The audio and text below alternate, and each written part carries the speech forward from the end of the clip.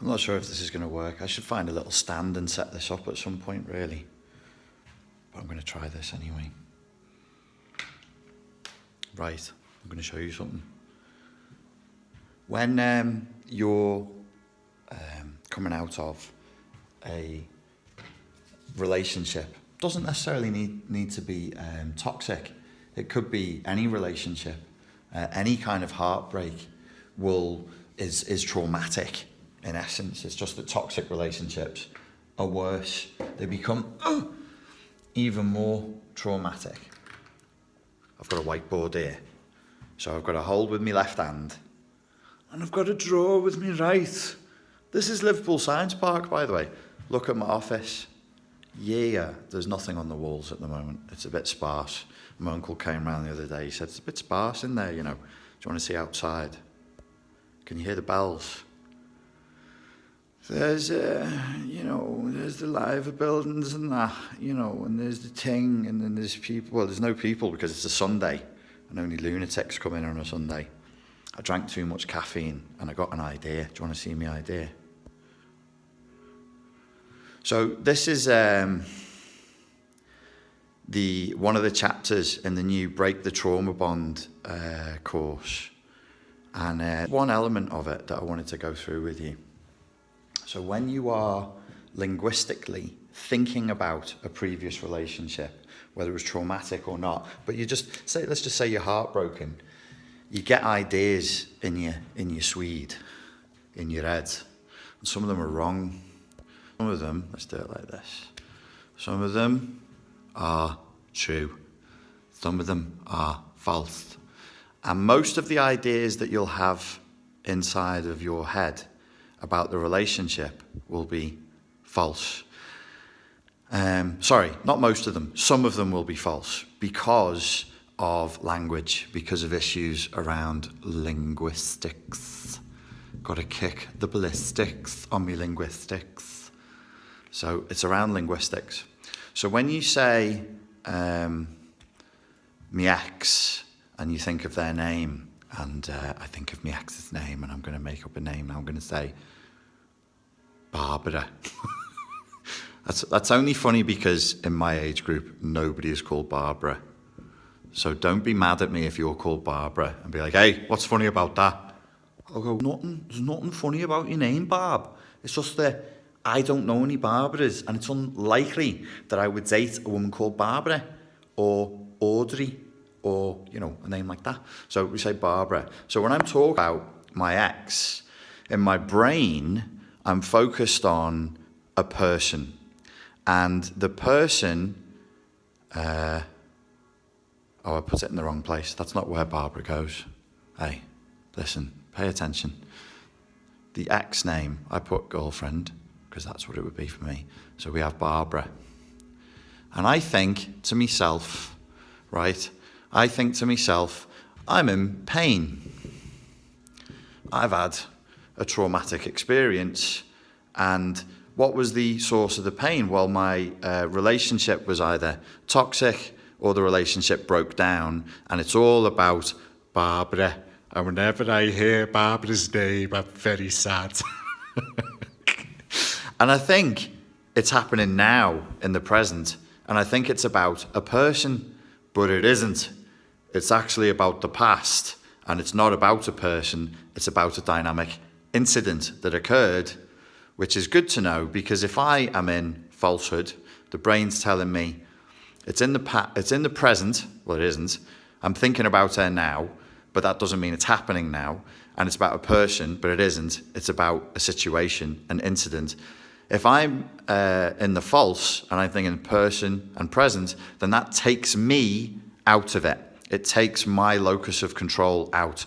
So I have an external locus of control, which takes me out of the driving seat. In truth, it's in the past, but the brain at certain levels doesn't do time very well. The brain doesn't do time very well, without going off on a philosophical digression, because the arrow of time doesn't exist.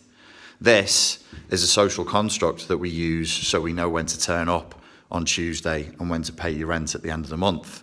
But there isn't anything. There's no past. And future, is there, really? I think we can all agree on that. There's only now. So the brain is in the now. And the brain goes, well, I'm in pain now. Over Barbara. Oh, Barbara, where did it all go wrong, Barb? And I think it's happening now, and it's about her, but actually it's something that's already occurred, and it's a dynamic incident, and that puts me back in the driving seat. Now, instead of saying, here's my suggestion, because there's a lot to this, don't try and understand it. Don't. Nobody can understand it. It's my madness, right? I'll explain it all in the course. But for now, when you think we've got an issue with language, which is how we code reality. Reality, both external and internal, is coded in language, and it uses time. That's why every language, he says, no, there are some languages that don't. But most languages have tenses. They have past, present, and future. There are certain languages where tense, I think, is implied in the rest of the sentence. I'm pretty sure, I need to check this, but I'm pretty sure Cantonese works like that. But anyway, most language has this falsehood of time built in. So we go, why are you sad, mate? I was in a relationship and then I broke up with her.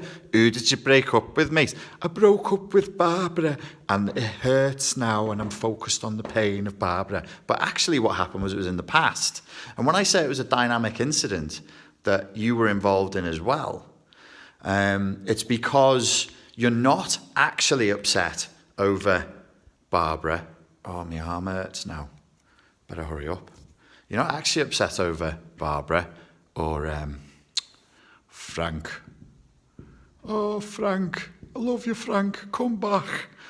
You're not really, because in the present moment, right now, today, if you think about that person, I don't know, they just had a cup of tea and they've just put their socks on and they just had a little read of their mobile phone statement and whatever boring thing that human is up to right now.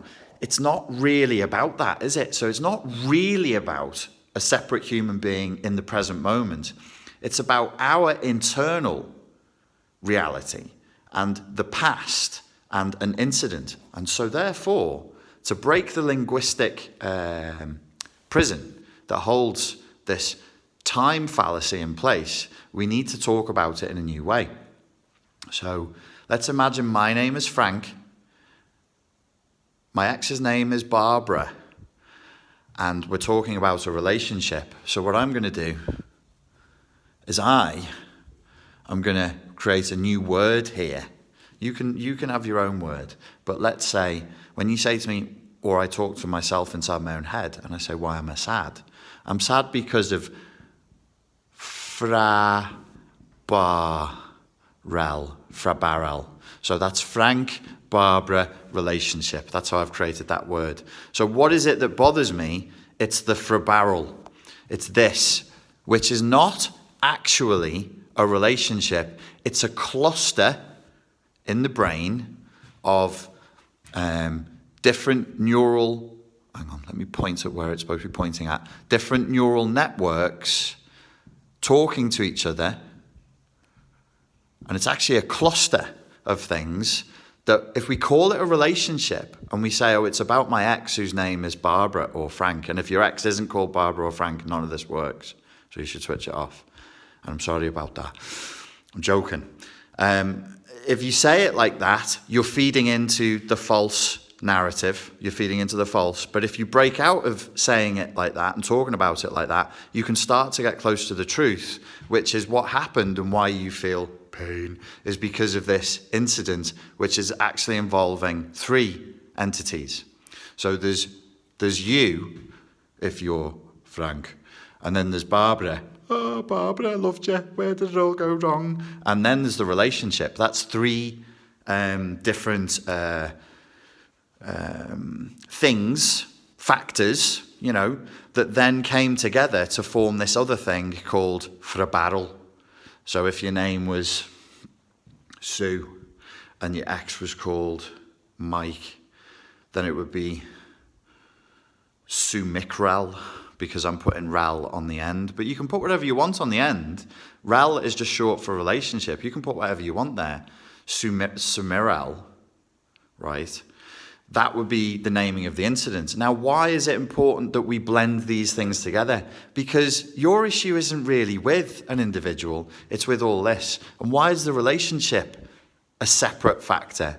Well, because let's do it like this. If Barbara and Frank were working together in a bank, Barbara and Frank worked in a bank, and all they had to do was 10 minutes a day meet up and exchange notes on something, right? And their relationship was purely professional, it was only 10 minutes a day. They would have no expectations. Frank would think no expectations of Barbara.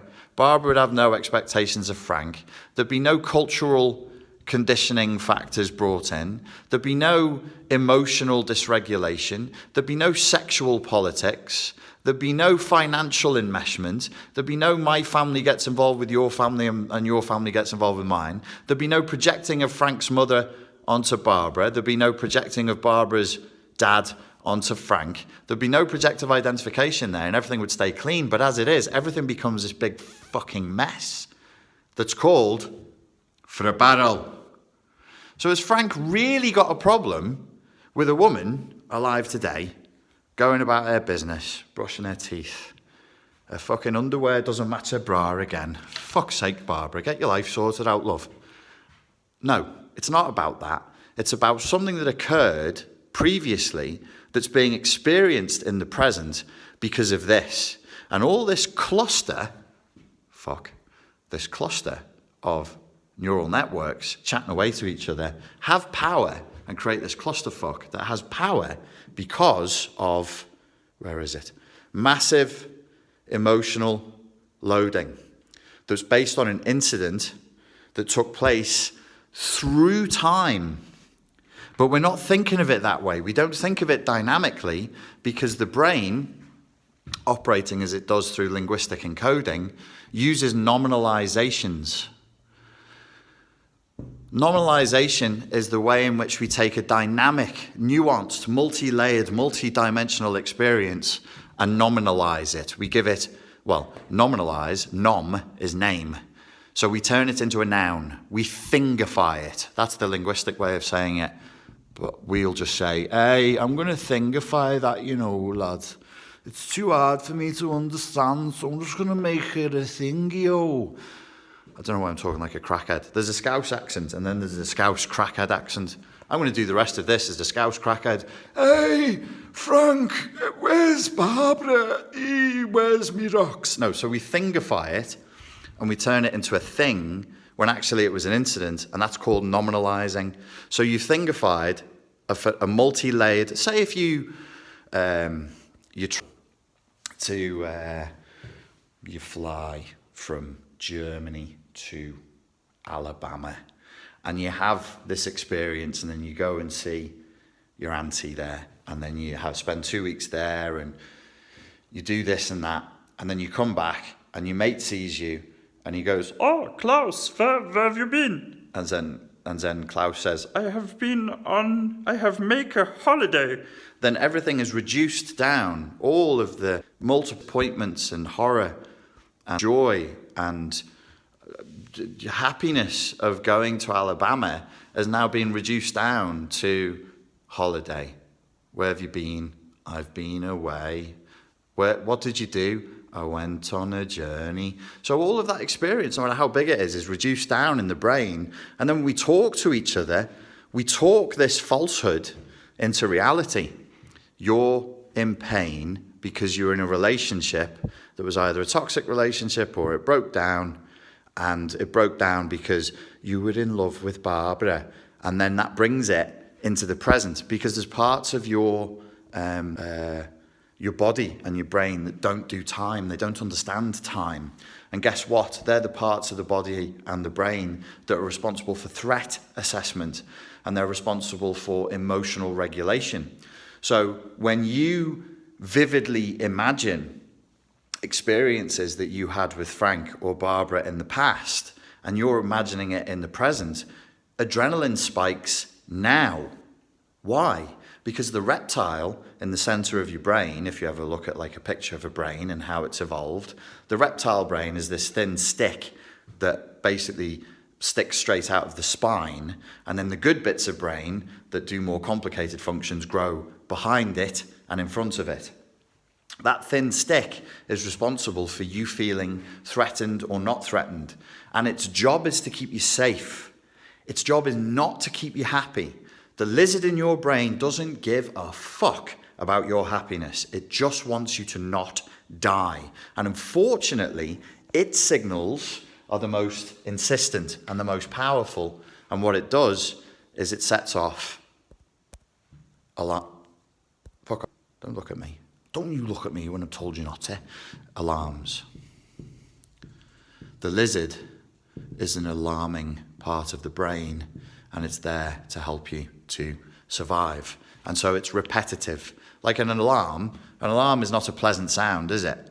It's repetitive, and it's boring, and it's irritating, and the whole purpose is to shock you into action. So the lizard can only shock you into action, which is why we experience pain that we call, the effects of narcissistic abuse, or it could just be simple heartache. And what actually needs to happen is we need to deconstruct these false narratives and get into a true narrative. And then once we've done that, we then actually start to clean up the emotional loading, because the lizard is going, look at this fucking mess over here between Barbara and Frank, says the lizard.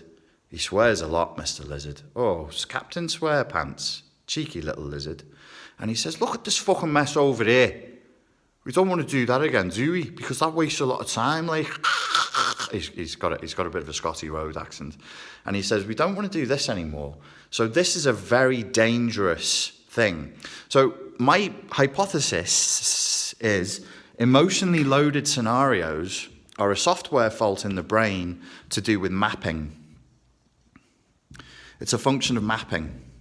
Our brains grew exponentially in size in a way that is unprecedented in the animal kingdom.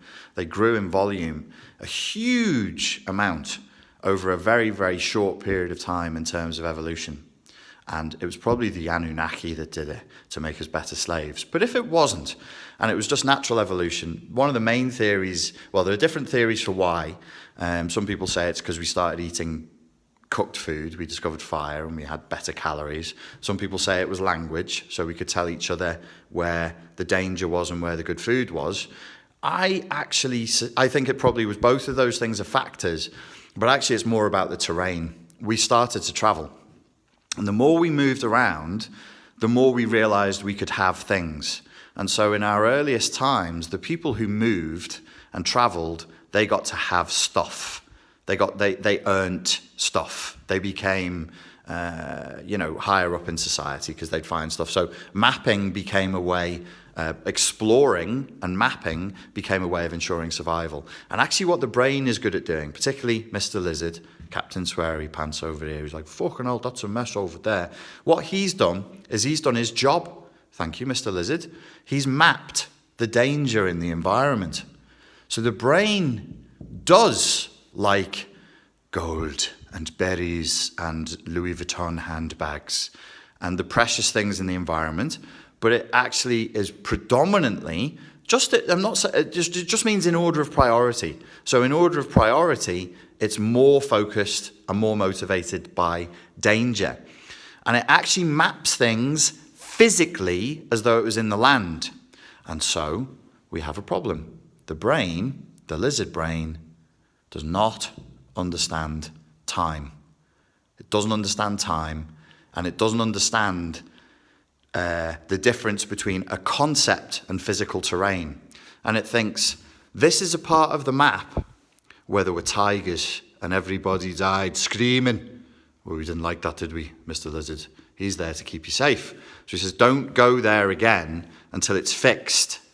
And so every time you think about love or attachment, Mr. Lizard says, fuck off, would you? That was a fucking pain in the arse. Don't do that again. And he sets off an alarm, which is experienced as heartache or pain or emotional flashbacks. And actually, it's just a software fault in the brain because Instead of mapping time, it's mapped it as though it was space. So this is a little hypothesis I have about trauma. Don't repeat it, it's mine, you fucking thieving little bastards. It's mine. Listen, I have a good thought once a year that's a genuine original thought, and that was my thought for 2018. There's a software fault in the brain that maps pain in time as though it were in a physical location, and then it feeds back to you pain in time in the way it would if there was a dangerous location on a map that you've created inside of your brain. So it's a useful thing for you to do. If you're trying to get over your ex, have a little think about you. You'll only remember one thing from this video. Have a little think about this thing. Changing the words and changing the concept so you can break out of that linguistic prison and get closer to the truth. Because the closer we are to the truth, the closer you are to healing. All right, that's my Sunday work done. I'm off to get some scran, go home, and then who knows what's going to happen next. Right, I'll speak to you soon. Cheers.